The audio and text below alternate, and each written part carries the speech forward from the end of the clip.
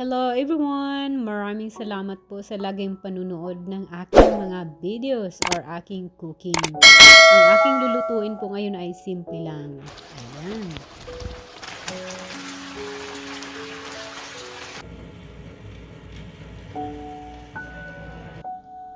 Ito po, meron tayong pasayan at malinis na po ito.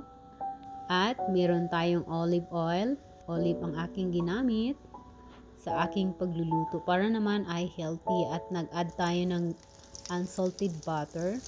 Ito po at ilagay naman natin ang ating shrimp o pasayan. Ayan, malinis na yan at nilagyan na naman natin ng black pepper, paminta at meron tayong seasoning salt o yung may lasa na at ang ating maraming garlic powder. Ayan po, at i-mix natin ng maayos nang sa ganon ay mag-combine yung kanyang ingredients at kanyang lasa.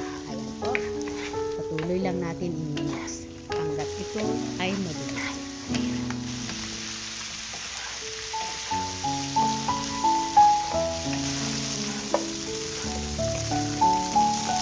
Ayan, ganyan lang kasimple ang luto natin ngayon. Ayan, at luto na po yan. Ayan, ready na siya, ready to eat na yan. Ayan po. Ayan, subukan nyo rin. Masarap siya at simple lang po siya. Maraming salamat po.